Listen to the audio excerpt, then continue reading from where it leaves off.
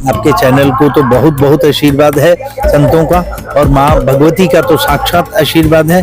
और मैं यही कहूँगा कि आपके चैनल के माध्यम से आपके जितने भी दर्शक हैं वो सभी सनातनी हैं, और चाहे कैसे भी हों, कोई भी हों, अपने अपने धर्म के अनुसार अपने अपने कर्तव्य का पालन करें। और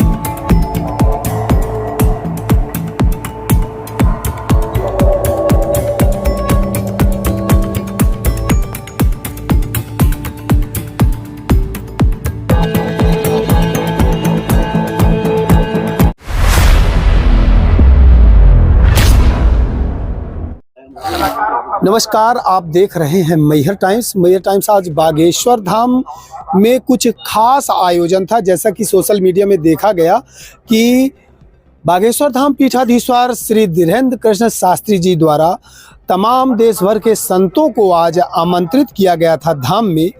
क्या चर्चा हुई और किन विषयों पर खास उनका ध्यान रहा, आइए यहाँ के जो यज्ञाचार्य जी हैं, जो इनके प्रबंधन में 151 कुंडी 151 बेटियों की शादी 151 बेटियों की शादी व 108 कुंडी का यज्ञ हो रहा है भारत के अमरवीर वीर शहीदों के नाम पर। कुछ जानकारी हम यहाँ पूज्य महाराज जी हैं और इनसे लेते हैं। जो संत समागम हुआ यहाँ, क्या चर्चाएं हुई? जी नमस्कार, राम राम, जय सिया राम, जय श्री बागेश्वर धाम। यहाँ पे बागेश्वर धाम में महाराज जी जो बागेश्वर सरकार हैं, श्री हनुमान जी की बड़ी कृपा है उनके ऊपर, और बहुत कार्य करते हैं महाराज जी। आप लोगों को शायद पता ही है, ना तो वो कभी दिन और रात कभी देखते हैं ना सोते हैं। खाने का उनका कोई पता नहीं है कि कब वो भोजन लेते हैं, कब सोते हैं। हे भगवान, सवेरे मैंने 6 बजे 7 बजे तक जगे रहते हैं, दिन भर लोगों के बीच में लोगों की बातें सुनते हैं। कोई दुखी आता है, कोई बीमार आता है, कोई किसी को प्रेत बाधा है, किसी को कोई बाधा है। सारी दुनिया भर की बाधाएं लेके यहाँ आए और आकर के अपनी अपनी जो है मनोकामना के लिए प्रार्थना करते हैं, और यहाँ से खुश होकर के जाते हैं, ठीक होके जाते हैं। ये बागेश्वर बालाजी की बड़ी कृपा है। और बागेश्वर सरकार जो महाराज श्री हैं हमारे, बहुत प्यारे हैं, सबका दुख दूर कर रहे हैं, दिन रात लगे हुए हैं। तो उन्होंने एक सत्य संकल्प लिया है, 151 बेटियों की शादी का संकल्प लिया था, और 5वां महोत्सव यहाँ पर मनाया जा रहा है। तो 151 बेटियों का था, लेकिन 51 से 55 हो गई हैं। तो और सभी बेटियों को शादी जब होती है यहाँ पर, आप हम सब जानते हैं अपने अपने घरों में भी तो कितनी व्यवस्थाएं करनी पड़ती हैं। लेकिन यहाँ पर जो बेटियों की शादी है, ये जो कुछ धन की अभाव में जिन बच्चों की शादियां नहीं होती है, गरीब बच्चे हैं, बेटियां हैं, तो उनके लिए ये सारी व्यवस्था महाराज जी ने की गई है।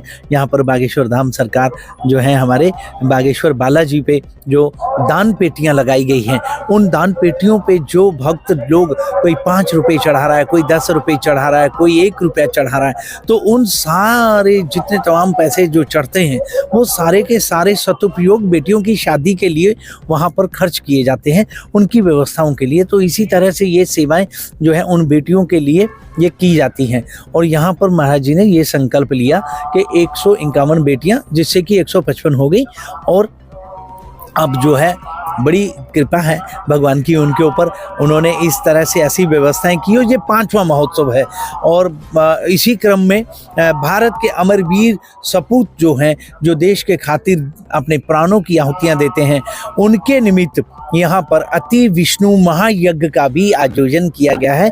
108 हवन कुंड बनाए गए हैं। यज्ञशाला की विशेषता देखिए कि यज्ञशाला के चारों तरफ चित्रपट लगे हैं उन वीर सपूतों के जिन्होंने अपने प्राणों का बलिदान दिया, सर्वोच्च बलिदान दिया।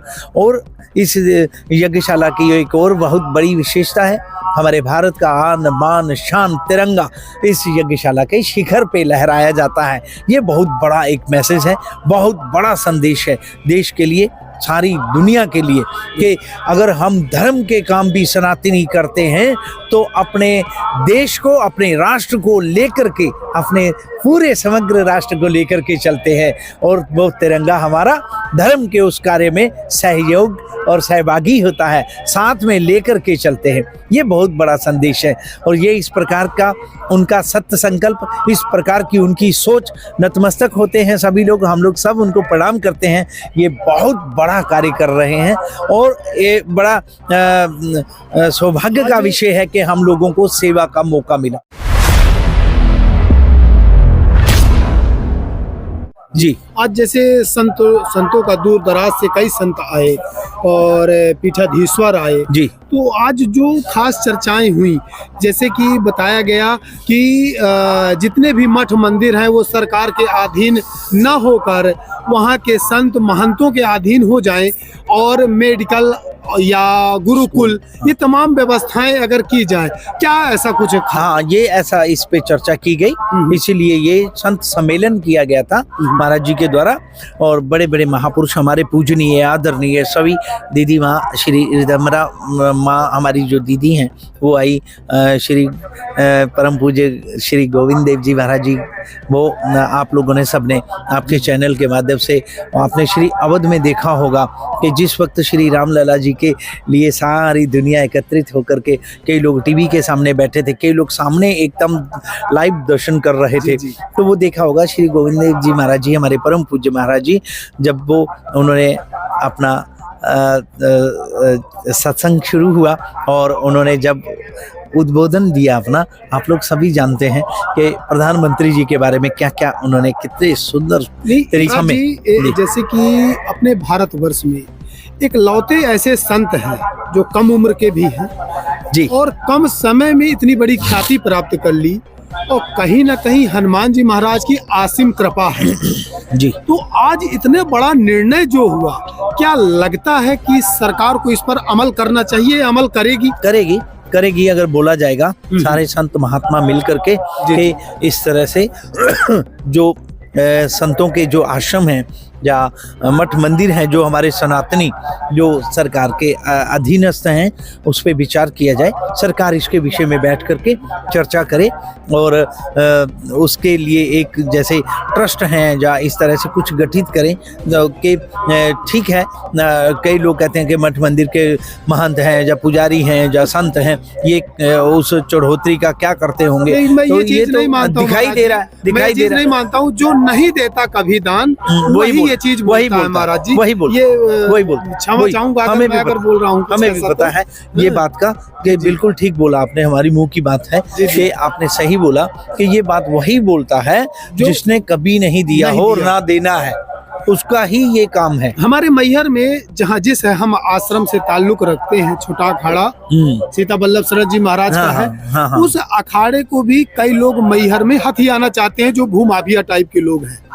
उस आश्रम की सुरक्षा में हनुमान जी कृपा से लगातार करीब 5-6 वर्षों से लगा हूँ मैं और देख रहा हूँ कि महाराज के ऊपर किसी तरह अर्चने आती हैं। जी जी। तो इसी प्रकार अगर ये निर्णय अगर सरकार अगर मान लेती है तो बहुत कुछ संतों को राहत मिलेगी। और अब तो संत बनते भी नहीं है, आप ही लोग जो बचे हुए हैं थोड़ा बहुत, अब तो नया युवा संत कोई बनने को तैयार भी नहीं है महाराज जी। बिल्कुल ये दुर्भाग्य है। मैं आपसे एक आग्रह करना चाहूंगा, हमारे मैहर टाइम्स को एक आशीर्वाद दीजिए और चैनल के माध्यम से अपने 2 शब्द कहिए कि सनातन के लिए किस प्रकार से सब प्रेरित रहे। आपके चैनल को तो बहुत बहुत आशीर्वाद है संतों का और माँ भगवती का तो साक्षात आशीर्वाद है और मैं यही कहूँगा कि आपके चैनल के माध्यम से आपके जितने भी दर्शक हैं वो सभी सनातनी हैं और चाहे कैसे भी हों, कोई भी हों, अपने अपने धर्म के अनुसार अपने अपने कर्तव्य का पालन करें और कोई किसी धर्म की, किसी भी मजहब की निंदा नहीं करनी, अपने अपने धर्म को रह करके उसका पालन किया जाए, उसको मजबूती से हम लोग आगे बढ़ाएं। हाँ, मैं सनातनी हूँ तो मैं सनातन की बात जरूर करता हूँ, वो करनी चाहिए मुझे कि हमारे जितने भी सनातनी लोग हैं, आज वर्तमान युग या ऐसा है कि भगवान की बड़ी अपार कृपा है, जितने भी सनातनी हैं उनको चाहिए कि वो अपने माथे पे तिलक लगाएं, कोई शर्म नहीं करनी चाहिए। पता नहीं क्यों संकोच करते हैं, तिलक लगाने से हिचकिचाते हैं, ऐसा नहीं करना चाहिए। भगवान का मठ मंदिर दिखाई देता है, हम देखते हैं कि अपने नौजवान बच्चे बच्चियों को मंदिर के आगे से निकलते समय ऐसे देख लेते हैं, मन में शायद प्रणाम करते होंगे, ऐसे करने में उनको शर्म आती है। ऐसा नहीं कभी भी करना चाहिए।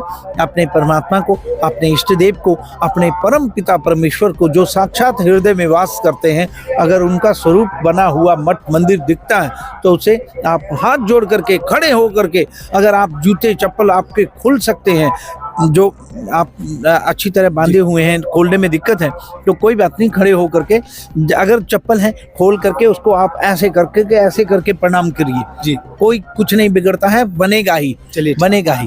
तो बहुत बहुत धन्यवाद आपका, और आपके चैनल के माध्यम से आपके दर्शकों आपकी सेवा में हमेशा रहेगा। प्रणाम प्रणाम, नमस्कार, जय माता दी, बहुत बहुत धन्यवाद।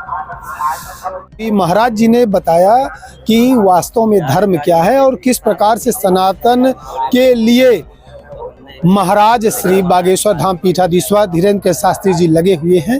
ये तमाम सारी चीजें आप सुनी। ऐसी खबरों को देखते हैं के लिए मैहर टाइम्स चैनल को लाइक करें, सब्सक्राइब करें और शेयर करें। धन्यवाद।